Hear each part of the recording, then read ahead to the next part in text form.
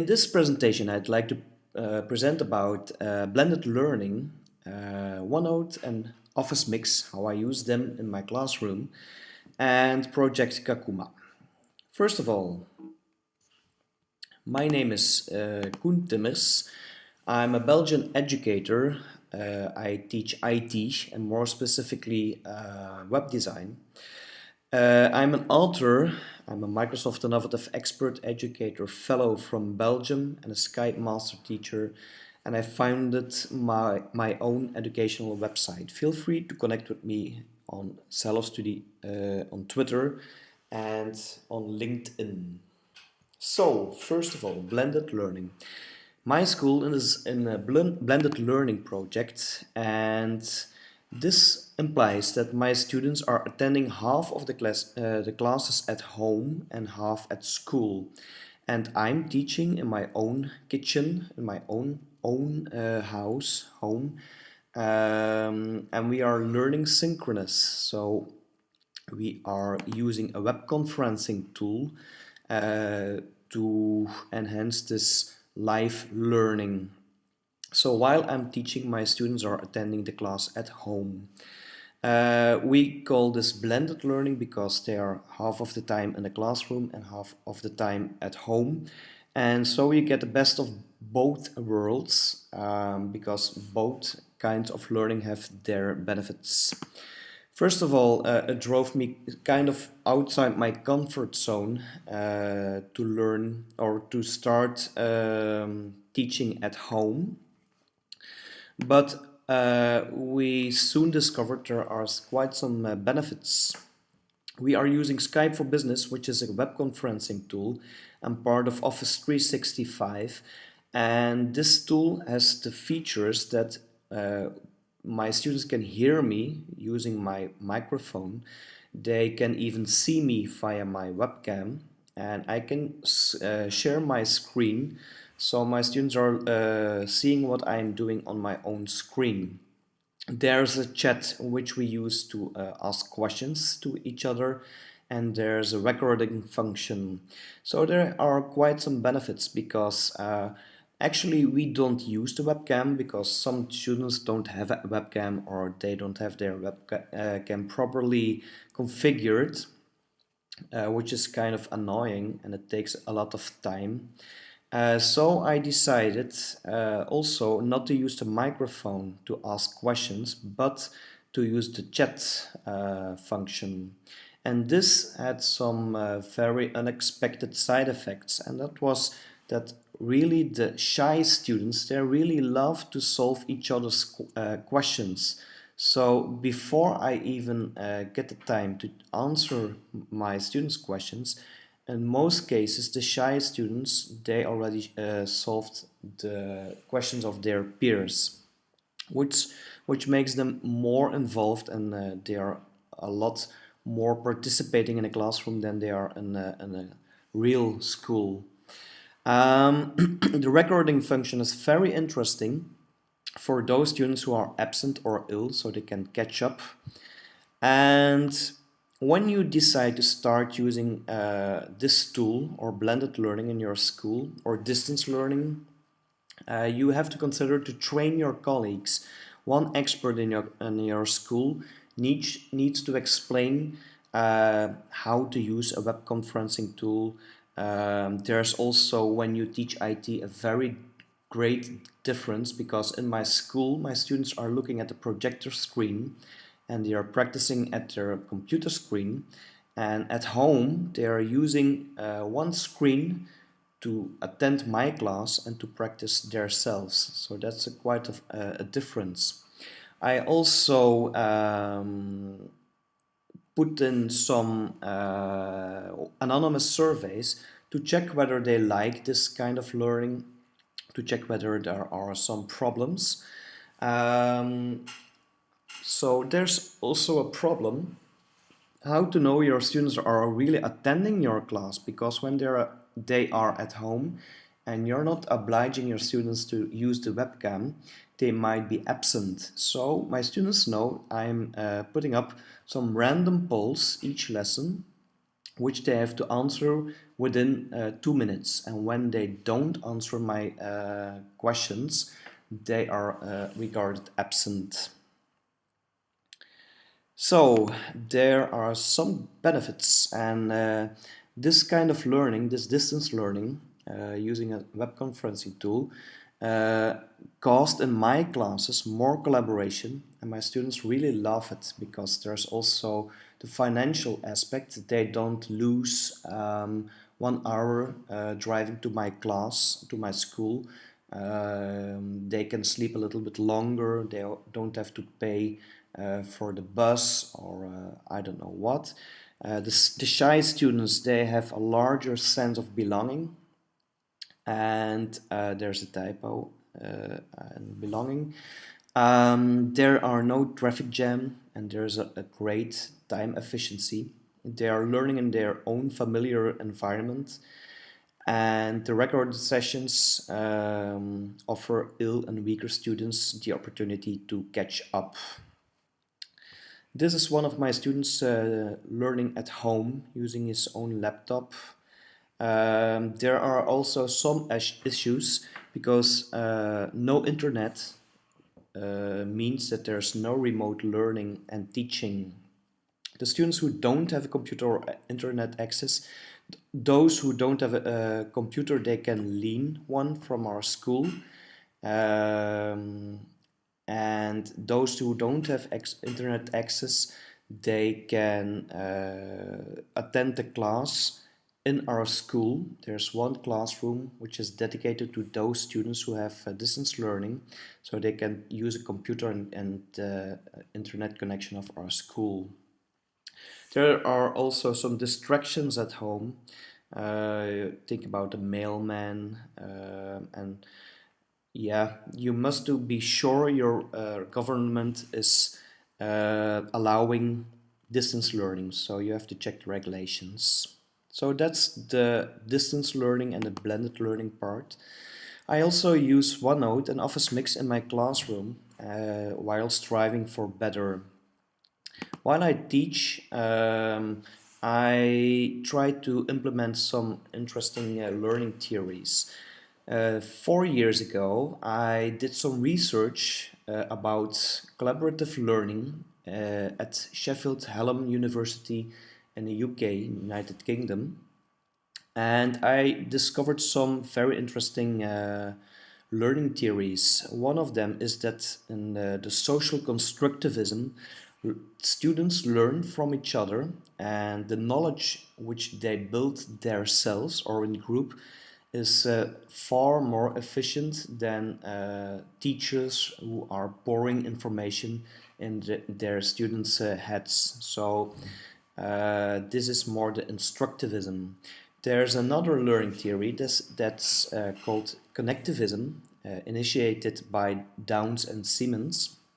And this is that students are learning their own personal learning network. They are learning from notes, which can be a book, a website, or social media.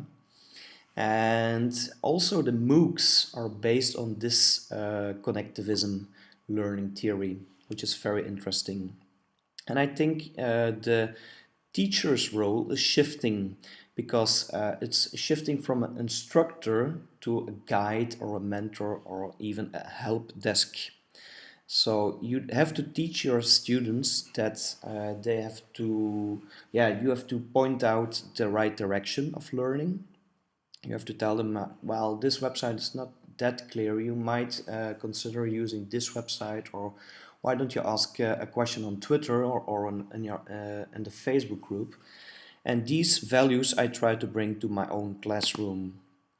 Also, the 21st century learning design uh, are interesting to implement, and the skills are listed in this list, which are knowledge building, ICT for learning. I always use ICT when there is a great deal of benefits, not just to use ICT.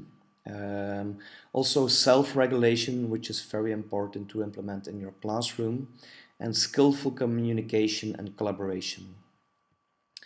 First of all, my school obliged our teachers to write their own textbooks. So our textbooks have to be digital in our classrooms. I also strive for paperless classrooms, and there's an issue about writing textbooks because there's a distinction between the things you learn or teach your students and the things which are noted in your textbook. So I strive for a textbook or a curriculum which is 100% up to date and to the point. I also strive for students who are participating and learning from each other and students who are motivated. And I don't try to use the chalkboard because once you erase your data, all data are lost. And this resulted in the situation that my students were taking pictures of the chalkboard, which was very interesting to see.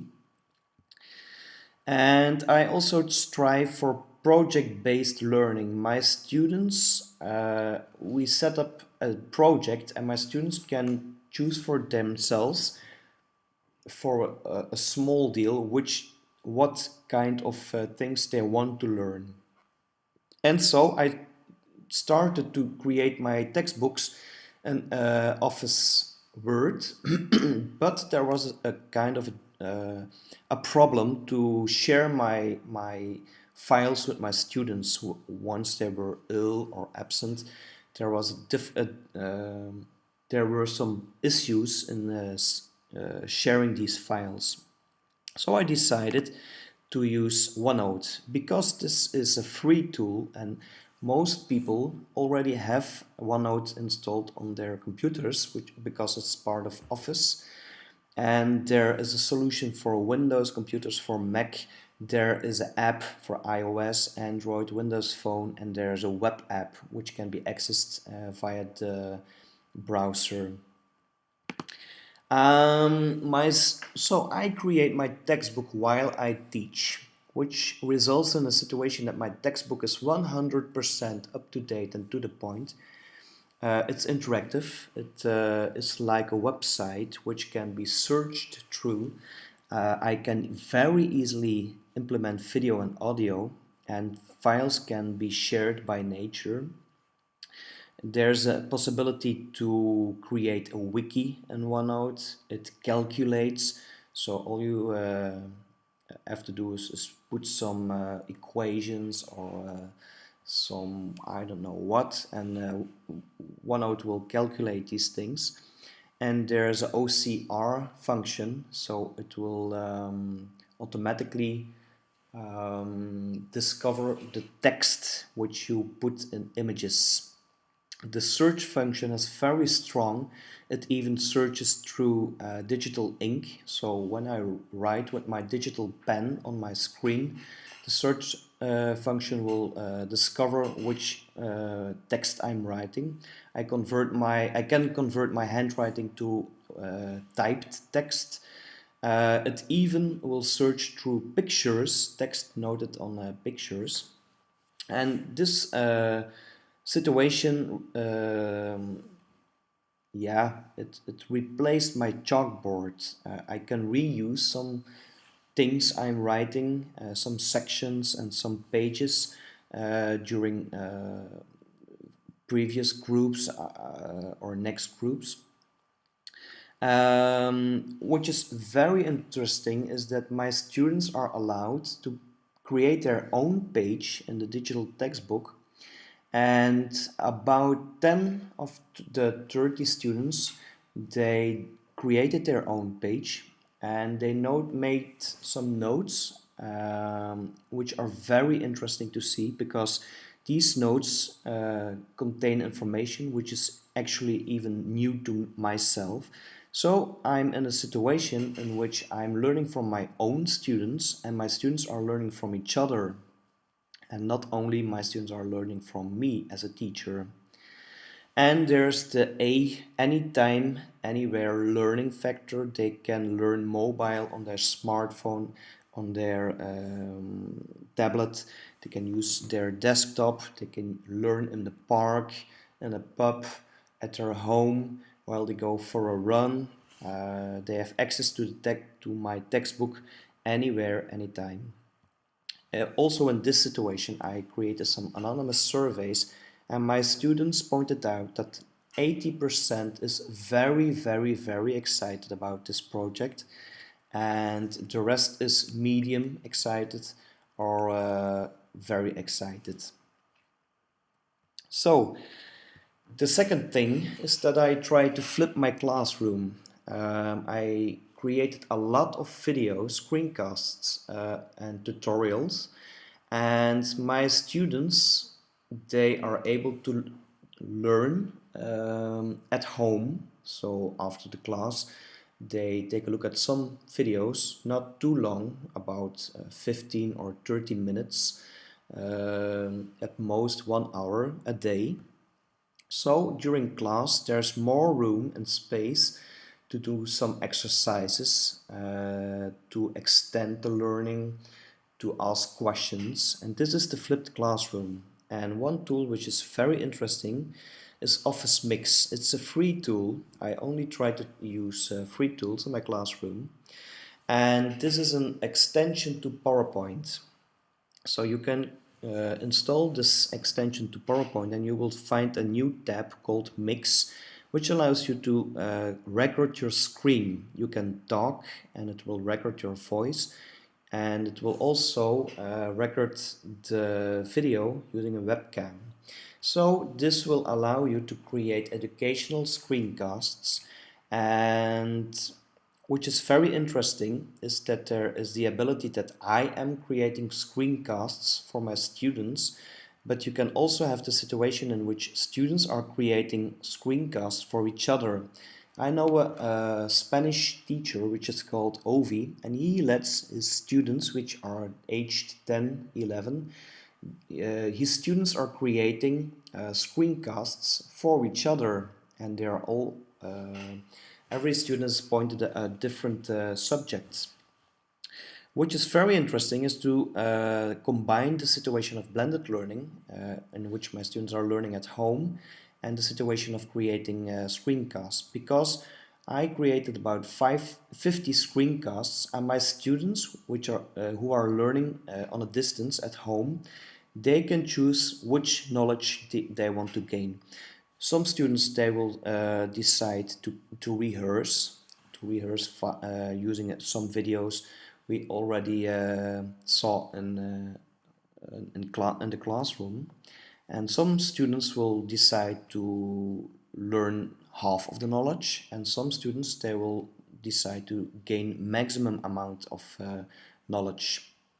So it's very interesting to differentiate the class.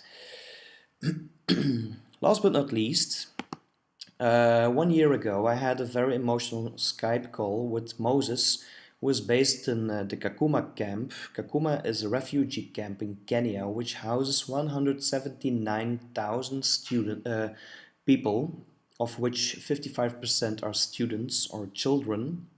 There are about 30 schools, each containing 20 classrooms in this camp, and people are locked in the camp. The people from Sudan, Congo, Somalia, and all kind of people who fled from war and hunger, they are in this camp.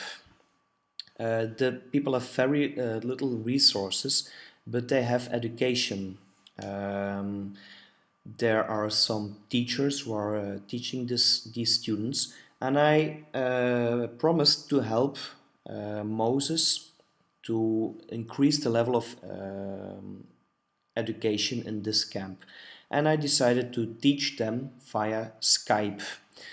And I soon discovered there is only one laptop available in one school, and about 100 to 150 students were looking at one small laptop screen. And I decided to do better. I started up a crowdfunding project, and I collected some funds which allowed me to send some laptops and projector screen to the camp, and now 5 schools are dedicated to the project and are having one Skype call each day. And during the Skype-a-thon, which was a two-daily event in December, 24 different countries had a Skype call during 2 days with these students. You have to know that these students are locked in the camp, and once suddenly they are having a Skype call with a teacher from India, a teacher from the Philippines, a teacher from New Zealand, America, United Kingdom, Portugal, Spain, Scotland, Belgium, Denmark, Austria, Israel, Saudi Arabia, and many, many more countries. So this was very, very lovely to see. It was a really awesome situation. And this is Abdul, one of the Kenyan teachers, one of the Kakuma teachers, who is getting my personal laptop from David, who is an outreach assistant from UNHCR in the camp. And if you want to join the project, all you have to do is consider teaching these people during one lesson or more lessons via Skype. We have some system with a calendar which you can choose a moment, you can claim your own moment to teach them via Skype. So if you have some questions at some point, feel free to ask me. Feel free to visit my website or to connect on Twitter, Facebook or LinkedIn. Thank you.